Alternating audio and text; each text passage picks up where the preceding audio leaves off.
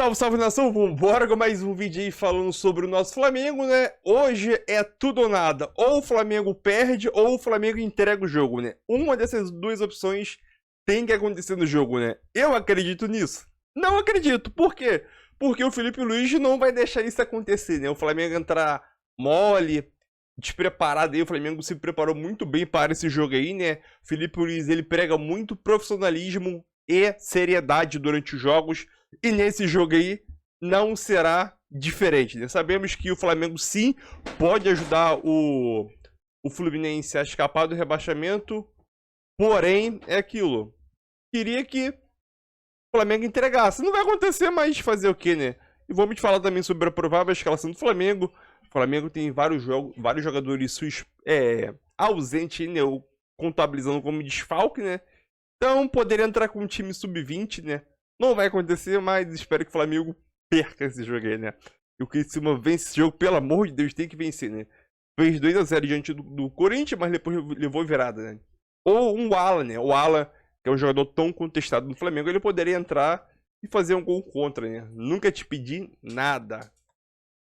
O desgaste dos jogadores, tá desgastado, vamos guardar para o jogo, por exemplo, no Maracanã. Ou a prudência em deixar o Gabigol de fora porque quer fazer uma despedida pro cara que é ídolo. Enfim, eu acho que fica mais por parte do torcedor, mais da provocação, a resenha. Ó, te salvei, sabe? Aquela... Te salvei naquele ano lá. Independentemente do resultado, a conversa vai existir, né? A resenha. Obrigado por me salvar, ou, cara, os caras entregaram pra me ferrar. A conversa vai existir de toda forma depois da partida, né? A audiência hoje do jogo, a torcida do Fluminense vai estar ligadíssima no jogo. Se um jogador pensar em espirrar, ao invés de correr na mão, acabou. Olha lá, aquele cara lá tentou derrubar a gente. Mas assim, eu acho que isso é uma conversa muito pro fora, né, Mar? No campo é um jogo difícil pro Flamengo. É? Criciúma, que eu não esperava que fosse viver essa situação na reta final, por causa da campanha, por ter conseguido fazer alguns jogos bem legais, mas em algum momento também chegou no limite. O Tencate tenta, vale lembrar, o Criciúma fez 2-0 no Corinthians. E depois a coisa, né, mostrou também que tem um abalo emocional, o Corinthians cresceu, explorando erros do Criciúma, mas o Criciúma tem 2 jogos, sendo que esse é o último em casa e o outro é contra o Red Bull Bragantino. É um enfrentamento de assim, ou eu te puxo, você me puxa, ou eu te afundo. Então o Criciúma eu acho que vai vender tudo muito, muito caro. Porque senão, no dia seguinte, o Flamengo perdeu o jogo. Corre o risco da gente ser Flamengo centrista e de esquecer que do outro lado tinha um time que estava lutando para não cair. Perder para o Criciúma na casa dele não é só sobre entregar o jogo para Não, o Criciúma tá louco para ganhar o jogo, tá precisando ganhar o jogo, tá desesperado para ganhar o jogo, para escapar da zona de rebaixamento. Então, assim, vai ter uma cidade inteira, um time que carrega o nome da cidade, uma história para lutar para não cair. E muito time sofreu jogando lá também, né? Não é o ambiente, dos ambientes mais tranquilos ali de se encarar, né, Jailson? A proximidade ali da torcida, o tipo no gramado, estádio, Caldeirão. Foi o que o Marra falou, a cidade toda envolvida ali, né? Ou boa parte dela, envolvida num time que está brigando para não cair. Seriedade. O Flamengo... temos que falar sobre o Criciúma, não falar apenas sobre o Flamengo. Sim, temos que falar sobre o Criciúma que... Cara, o jogo, eu tava pensando, como o Marra falou, a próxima rodada. Imagina esse jogo, Criciúma e Bragantino. Em Bragança. Vamos pensar nos resultados aqui. Vamos lá que ficam vivos ainda Criciúma e o Bragantino para essa última rodada. Pode ficar vivo Palmeiras e Botafogo para a última rodada. Sim. A gente vai ter uma última rodada definindo quem vai cair e quem vai ser campeão. A gente chega na 38ª rodada. Não é comum, né? Nada escrito, nada escrito. O campeão, o texto você vai atualizando o lead ali toda hora, porque ele vai alterando de acordo com a rodada. Só a fase de grupos da Libertadores. Mesmo assim, o posicionamento pode mudar. O posicionamento pode mudar. Mas na ponta e na parte de baixo, não na lanterna necessariamente, mas você não vai poder bater nada antes. E tem a disputa também para pré, né? A primeira fase da Libertadores também. São grande. 3 times, né? Cruzeiro, Bahia e o Corinthians.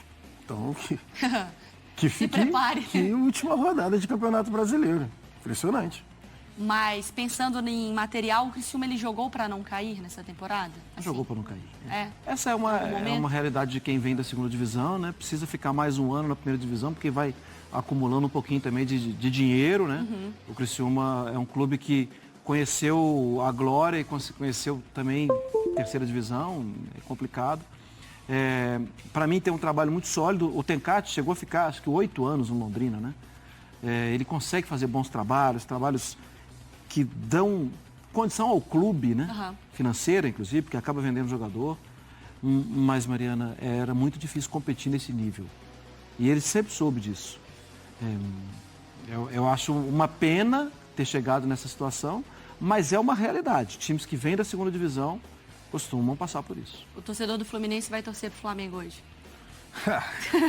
Eu tenho um torcedor lá na redação que eu tenho certeza absoluta. Pouco naquela reunião. Na reuniãozinha pós-programa, porque eu tenho certeza absoluta que ele... Que dá pra ver a câmera dele comemorando baixinho se sair o gol. Ele ali não conta pra ninguém. Mas não conta, deixa ele quietinho.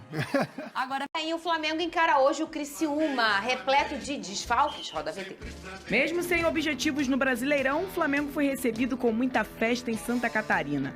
Muitos rubro-negros lotaram a porta do hotel da delegação e transformaram o local num verdadeiro estádio. Até porque a equipe está finalizando o ano de bem com a torcida. E há um ano atrás, o técnico Felipe Luiz nem imaginaria que estaria sob o comando do time que foi campeão da Copa do Brasil.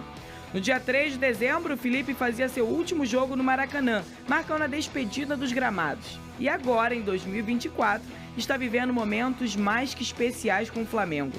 Pelo brasileiro, o time é o terceiro colocado com 66 pontos e tem um ótimo aproveitamento com o Felipe Luiz, 71,4%, além de um desempenho em partidas fora de casa sob o comando do treinador. Até agora, a equipe está invicta jogando fora de seus domínios. Para esse jogo contra o Criciúma, o treinador não irá contar com Rossi, Léo Pereira e Alexandro, que estão no departamento médico. Além deles, Gerson e De La Cruz cumprem suspensão pelo terceiro cartão amarelo.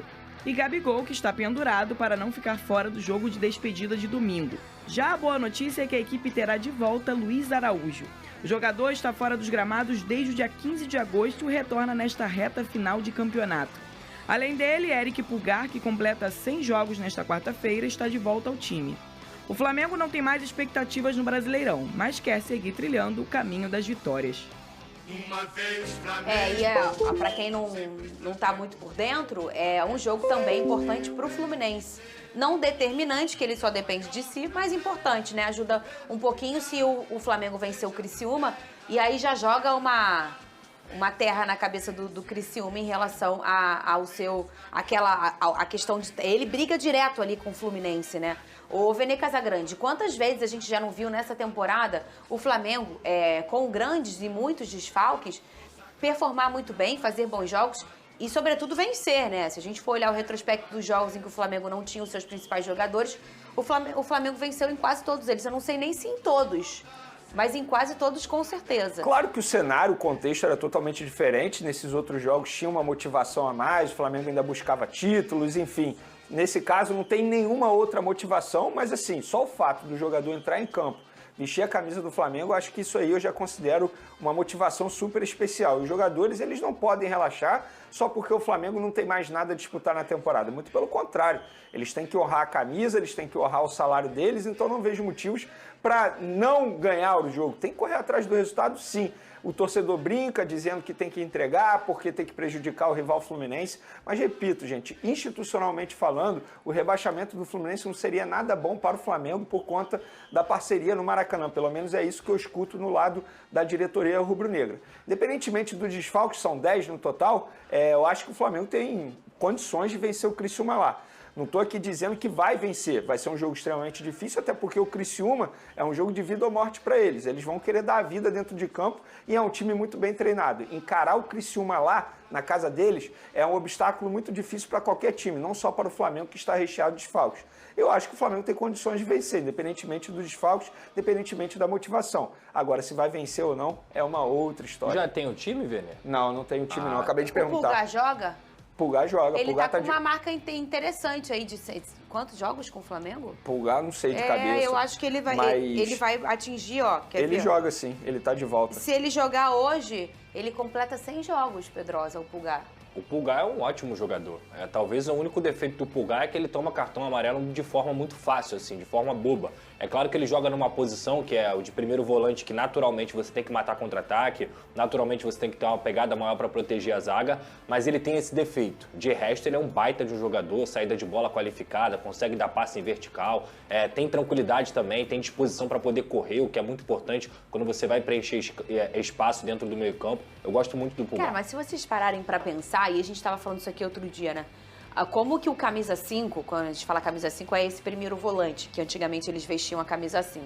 É o cara que cuida hoje, nessa intensidade que é o futebol, ele cuida do que é mais precioso, que é o gol, né? Ninguém pode chegar ali perto. Quanto mais próximo do gol, maior a chance, obviamente, da bola chegar dentro da rede. Então ele protege os zagueiros, ele protege muitas vezes os laterais, eles fazem uma função extremamente importante. Quantas vezes a gente fala que quando o Hugo Moura joga bem, a importância do Gregory para o Botafogo, quando o Pulgar, muitas vezes ele bem, o Flamengo tá bem, ele não tá bem, o Flamengo não tá bem. Quantas vezes isso acontece no futebol e como essa função está sendo tão importante hoje para o tipo de jogo que a gente tem intenso. E é super natural esses caras, Pedrosa, terem uma tendência maior a ganharem cartão amarelo, né? É difícil apontar um que não tem essa característica. Eu tenho essa opinião cult há muito tempo, de que a posição de volante hoje no futebol mundial é a mais importante. É mais importante do que a do atacante, é mais importante do que a do zagueiro, porque esse cara ele participa ativamente das duas fases do jogo. Tanto defendendo, como você citou aí, para poder fazer os desarmes, para poder proteger a zaga, quanto atacando, porque a saída de bola ela precisa do volante. Ela precisa para saber como é que ele vai conseguir direcionar o seu time. O Marlon Freitas, por exemplo, é um cara que faz isso muito bem. Ele consegue defender, mas ele também consegue atacar na mesma medida e ser influente lá na parte da frente. É o que a gente brinca aqui de box to box, né? Então é um cara que, por exemplo, o John Textor teve um papel muito importante em não deixar ele sair, porque acha que o Marlon Freitas tem características de volante de Premier League, que hoje é o futebol, digamos assim, mais evoluído do mundo, né? O futebol inglês, o que se pratica lá na Premier League. Então, assim, é essencial você ter um volante bom. É essencial para qualquer time. Existem técnicos, inclusive, que eles seguem uma linha de que eu vou saber como é que seu time joga a partir dos volantes que você tem. Se você tem volantes desqualificados, você vai utilizar a bola longa, você vai querer jogar de uma forma mais direta. Se você tem volante qualificado que consegue proteger, você vai fazer de pé em pé, você vai fazer uma saída de bola, uma transição ofensiva muito melhor. Mas no caso do Pulgar, eu entendo o que você está dizendo, na teoria isso é lindo. Porque o Marlon ainda é hoje um 8 ali.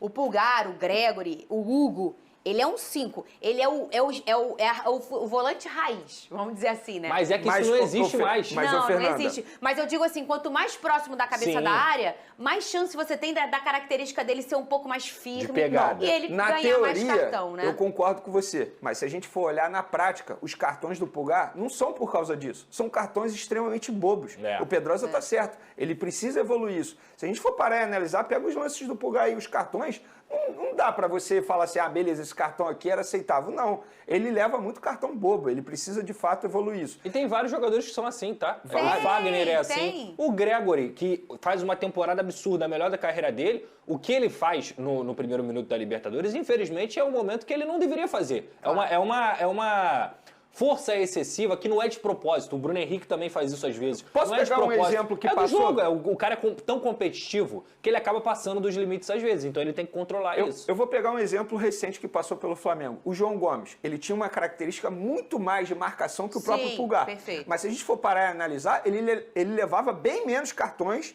do que o próprio Pulgar. Verdade. Por quê? Porque os cartões do Pulgar são cartões bobos. Não são cartão assim... por marcação, porque ele precisou fazer a falta, ou pela essa função dele de camisa 5. Eu acho que, de fato, ele precisa evoluir. O João Vitor do Vasco também é assim. É bom jogador, é mais veloz do que os seus adversários, mas toma cartão bobo. Ô, Vene Casagrande, se você pudesse escalar o Flamengo hoje, como seria? Se eu pudesse escalar, eu, treinador, Matheus Cunha no gol, Wesley, Fabrício Bruno, Davi Luiz. Inclusive, eu gostaria de falar sobre Davi Luiz. Porque a gente fala muito do Gabigol, da despedida do Gabigol, e com razão é um ídolo, mas eu acho que o torcedor ele precisa também apreciar esses últimos minutos do Davi Luiz, que dificilmente vai renovar o contrato com o Flamengo. A gente está falando de um jogador que foi extremamente importante para o Flamengo em vários momentos. E quando eu falo isso, não é pensando apenas dentro de campo, é pensando fora de campo. Exemplo, o Davi Luiz foi peça crucial no resgate de Rodinei, que fez uma baita temporada naquele restante de temporada dele com a camisa do Flamengo. Então, torcedor rubro-negro, você que viu o Davi Luiz com a camisa do Flamengo, agradeça também. Desfrute esses últimos momentos prováveis do Davi Luiz com a camisa do Flamengo, porque é um jogador extremamente importante, inclusive na história do futebol. Porque se a gente for parar e analisar a carreira dele, é uma carreira brilhante. Dentro de campo eu entendo algumas críticas, de fato, Davi Luiz merecia, mas fora de campo foi um jogador extremamente importante. Então o torcedor rubro-negro, tal como o Gabigol, Davi Luiz também merece esse sentimento de despedida do torcedor rubro-negro. Mas, dando continuidade aqui ao time que eu escalaria, Ayrton Lucas, na lateral esquerda. No meio de campo, não tem o Gerson, né? Então eu botaria o Pulgar, o Everton Araújo, que está à disposição, botaria o Alcaraz e a trinca ofensiva, Michael, Bruno Henrique e Gonzalo Plata. Esse seria o meu time. Torcedor tricolor, tá bom esse Dá pra time. confiar, dá pra confiar. Olha aqui, o sorteio do Super Mundial vai ser amanhã e o Então é isso aí, nação. Mais um vídeo aí para o canal, né? O Flamengo aí entra em campo aí, né? Tentar somar mais os 3 pontos. Por mim, poderia entrar com o time feminino sub-15. Parece que eu joguei uma coisa que não vai acontecer nunca.